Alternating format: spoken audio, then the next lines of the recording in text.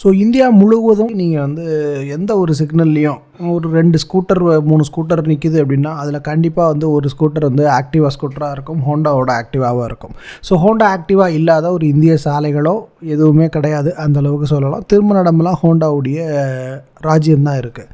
So இந்த ஹோண்டாவை பற்றி அடுத்த ஒரு விஷயத்தை நம்ம வந்து பேச போகிறோம். அதாவது வாட்ஸ் அஹெட் அப்படிங்கிற ஒரு பேரில். ஸோ வாட்ஸ் அஹெட் அப்படிங்கிற ஒரு டீசரை ஹோண்டா ரீசெண்டாக வெளியிட்டிருக்கிறாங்க. 27 நவம்பர் 27 வாட்ஸ் அஹெட் அப்படிங்கிறது தான் அவங்களுடைய ஒரு கொஸ்டினாக இருக்குது. ஸோ என்ன இது ஒரு பொடி வச்சு பேசிக்கிட்டு இருக்கிறேன் அப்படின்னு பார்த்தீங்கன்னா, வாட்ஸ் அஹெட்டுங்கிற பேரில், அதாவது இது ஸ்கூட்டர் பேராக என்ன அப்படிங்கிறது தெரியலை, ஹோண்டாவோட எலக்ட்ரிக் வெர்ஷன் வரப்போகுது, அதுவும் 27 நவம்பர். அதை பற்றி நம்ம வந்து டீட்டெயிலாக பார்க்கலாம். வெல்கம் டு ஆர்கே த ஈமன். ஸோ ஹோண்டா அப்படின்னு சொன்ன உடனே நமக்கு வந்து இந்த ஆக்டிவா அப்படிங்கிற அந்த ஒரு ஸ்கூட்டர் தான் ஞாபகத்துக்கு வரும். அந்த அளவுக்கு வந்து ஒரு பிரபலமான ஸ்கூட்டர் சொல்லலாம். ஐசிஇ ஸ்கூட்டர்ஸ்லேயே அதிகமாக சேல் ஆகக்கூடிய ஒரு பிராண்ட் அப்படின்னா அது ஆக்டிவா தான். ஸோ ஆக்டிவா 5G 6G வரைக்கும் வந்தாச்சு. ஸோ இப்போ வந்து அடுத்த லெவலுக்கு அவங்க அதை கொண்டு போகிறதுக்கு இந்தியன் மார்க்கெட்டுக்குள்ளே எலக்ட்ரிக் வெர்ஷனை வந்து கொண்டு வராங்க. So most probably March 2025 deliveries start ஆகிறதுக்கு ஏகப்பட்ட வாய்ப்புகள் இருக்குது. ஸோ வந்து ஒன்ஸ் இந்த ஹோண்டா ஆக்டிவாக்கு ஈக்குவலான ஒரு எலக்ட்ரிக் வெர்ஷன் வந்துடுச்சு அப்படின்னா டெஃபினட்டாக வந்து நம்மளுடைய ஏத்தர், ஓலா அண்ட் பஜாஜ், சேட்டக், டிவிஎஸ் இவங்க எல்லாத்தையுமே தூக்கி சாப்பிட்டுட்டு நம்பர் 1 பொசிஷனுக்கு ஹோண்டா கண்டிப்பாக போகிறதுக்கு அதிக வாய்ப்பு இருக்குது. ஸோ வந்து இது நாள் வரைக்கும் வந்து ஓலா தான் கிங் அப்படின்னு சொல்லிட்டு ஒரு ஃபர்ஸ்ட் பொசிஷனில் இருக்கிறாங்க இல்லையா, அதை தூக்கி சாப்பிட்ற மாதிரி ஹோண்டா டெஃபினட்டாக ஒரு சூப்பரான விஷயத்தை வந்து கொண்டு வராங்க. அதுவும் 1 இல்லை 2 இல்லை ஏகப்பட்ட அப்டேட்ஸ் வந்து ஹோண்டா வந்து கொடுத்துருக்குறாங்க. ஸோ ஹோண்டாவுடைய இவி பிளான் ஆஃப் ஆக்ஷன் என்ன அப்படிங்கிறத நம்ம வந்து பார்க்கலாம். ஸோ ஹோண்டாவை பொறுத்த வரைக்கும் வந்து ஆக்டிவா அப்படிங்கிற அந்த ஒரு பிராண்ட் வந்து பெரிய லெவலில் இருக்கிறதுனால, ஸோ ஹோண்டா இந்தியாவுக்குள்ளே ஈவியில் வரும்போது எய்தர் ஆக்டிவா இ அல்லது இ ஆக்டிவா அப்படிங்கிற நேமில் வரத்துக்கு அதிகமான சாத்தியக்கூறுகள் இருக்குது. ஸோ இதுதான் வந்து நேமாக இருக்க போகுது, இ ஆக்டிவா அல்லது ஆக்டிவா இ. ஸோ இந்த 2 பேரையுமே அவங்க வந்து பேட்டன் பண்ணி வச்சுருக்குறாங்க. ஸோ நமக்கு ஆக்டிவா இ அப்படிங்கிறதுக்கு நிறையவே சான்சஸ் இருக்குது. ஸோ இந்த ஆக்டிவா இ என்ன மாதிரியான ஒரு ஸ்கூட்டராக இருக்கும் அப்படின்னு பார்த்தீங்கன்னா, நம்மளுடைய இப்போ ப்ரெசன்ட் ஹோண்டாவுடைய ஆக்டிவா வந்து ஒரு 110 சிசி ஐசி இன்ஜினாக இருக்குது இல்லையா, ஸோ அதே ஒரு பவர் இருக்கக்கூடிய ஒரு எலக்ட்ரிக் வெர்ஷனை கொடுக்க போகிறாங்க. ஸோ டிசைனை பார்த்தீங்கன்னா மோரார்லெஸ் வந்து ஹோண்டாவுடைய ஆக்டிவா டிசைனை அப்படியே அடாப்ட் பண்ண போகிறாங்க. ஸோ சேசிஸில் சின்ன மாற்றங்கள் வந்து பண்ணுவாங்க. இந்தியாவில் இருக்கக்கூடிய எலக்ட்ரிக் ஸ்கூட்டர்ஸ் எல்லாமே பார்த்தீங்கன்னா உங்களுக்கு ஃபிக்ஸ்டு பேட்டரி வெர்ஷனாக வருது.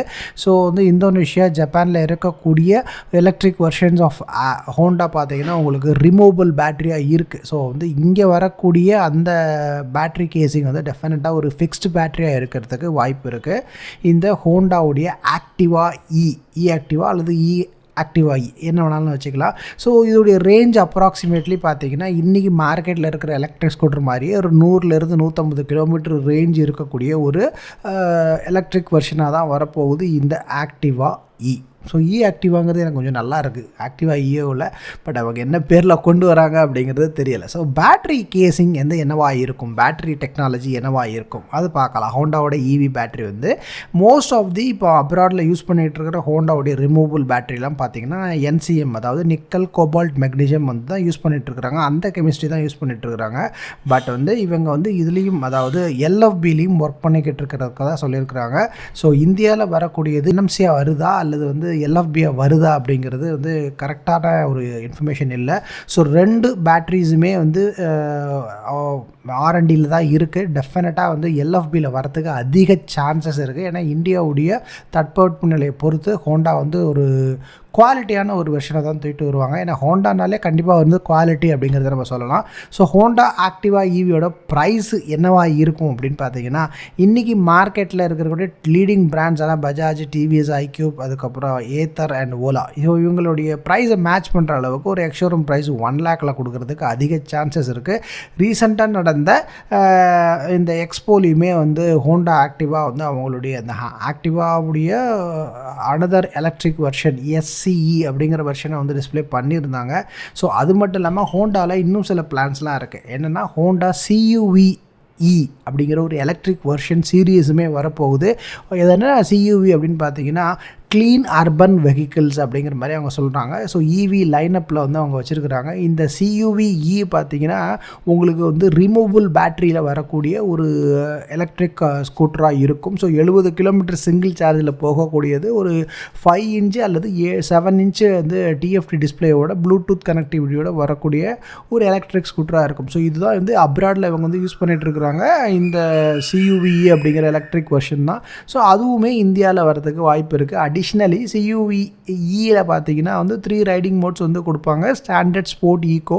ஸோ ரிவர்ஸ் மோடும் அவைலபிளாக இருக்கும். அது தாண்டி பைக் வெர்ஷன்லேயும் உள்ளே வரதுக்கு இவங்க கான்செப்ட்ஸ் வச்சுருக்கிறாங்க. ஸோ EV ஃபன் கான்செப்ட் அப்படிங்கிற ஒரு கான்செப்டில் இப்போ நம்ம வந்து ஓலாவில் ரோட்ஸ்டர் சீரீஸ் இன்ட்ரடியூஸ் பண்ணாங்களே, அந்த ரோட்ஸ்டர் சீரீஸை வந்து மேட்ச் பண்ணுற மாதிரியான சில வந்து டிசைன்ஸ் வந்து அவங்க கொடுத்துருக்குறாங்க. இந்த டிசைன் படி பார்த்தீங்கன்னா ரோட்ஸ்டர் சீரீஸுக்கு கரெக்டாக ஆப் வைக்கிற மாதிரியே வந்து இருக்குது இந்த EV கான்செப்ட். இதுவுமே வந்து 2025 மிட்டு அல்லது எண்டில் வரத்துக்கு நிறையவே வாய்ப்பு இருக்குது. இந்த பைக் சீரீஸும் இதுவுமே பார்த்தீங்கன்னா ஒரு சிங்கிள் சார்ஜில் 100 கிலோமீட்டர் போகக்கூடியது. அண்ட் CCS2 வந்து சார்ஜர் கம்பேட்டபிளாக வந்து இந்த சார்ஜரை கொடுக்க போகிறாங்க. ஸோ பேட்டரி பேக்கை கொடுக்க போகிறாங்க. So universal charger. ஸோ நீங்கள் கார் சார்ஜ் பண்ணுற ஒரு போர்ட்லேயே இந்த வண்டியை சார்ஜ் பண்ணுற அளவுக்கு இவங்க வந்து இந்த ப்ராடக்டை வந்து தயார் பண்ணிகிட்டு இருக்கிறாங்க. அது மட்டும் இல்லாமல் இன்னொரு அர்பன் கான்செப்ட்னு ஒன்று வச்சுருக்கிறாங்க. ஸோ அந்த ஸ்கூட்டர் பார்த்திங்கன்னா தாறுமாறமாக இருக்குது. நம்மளுடைய BMW CE04க்கு ஈக்குவலான ஒரு டிசைனாக இருக்குது. ஸோ இந்த மாதிரியான ஒரு கான்செப்ட்ஸ்லேயும் இந்தியாவுக்குள்ளே வரப்போகிறாங்க Honda. So Honda once step in பண்ணிட்டாங்க அப்படின்னா டெஃபினட்டாக இந்தியன் EV மார்க்கெட்டில் மிகப்பெரிய ஒரு சேஞ்ச் ஓவர் வந்து வரும். ஸோ நீங்கள் எலக்ட்ரிக் வாங்கணும் அப்படின்னு வெயிட் பண்ணிக்கிட்டு இருக்கிறீங்க அப்படின்னா தயவு செய்து ஹோல்டு பண்ணுங்கள். இந்த ஓலா கொடுக்குற ஆஃபர்ஸை நம்பி ஏமாந்து போகாமல் வெயிட் பண்ணுங்கள். ஒரு குவாலிட்டியான எலக்ட்ரிக் ஸ்கூட்டர் ஹோண்டாலேருந்து வரப்போகுது. ஸோ ஃபைனலாக இதை பற்றி என்னுடைய ஒப்பீனியன் என்ன அப்படின்னா, நெக்ஸ்ட் ஜென் பேட்டரி பேக்ஸ் வந்து டெஃபினட்டாக ஹோண்டாலேருந்து வரப்போகுது. ஹோண்டானாலே குவாலிட்டியை மெயின்டைன் பண்ணக்கூடியவங்க. ஸோ டெஃபினட்டாக battery packs and chemistry and வந்து சார்ஜிங் கேப்பபிலிட்டிஸ் இது எல்லாத்துலேயுமே வந்து ஒரு குவாலிட்டியான ப்ராடக்டை கொடுப்பாங்க. அது மட்டும் இல்லாமல் அஃபோர்டபுள் ஸ்கூட்டராகவும் இது இருக்கிறதுக்கு அதிக சான்சஸ் இருக்குது. அண்ட் அவங்களுக்கு அந்தளவுக்கு கேப்பபிலிட்டிஸ் இருக்குது மேனுஃபேக்சரிங்கில்.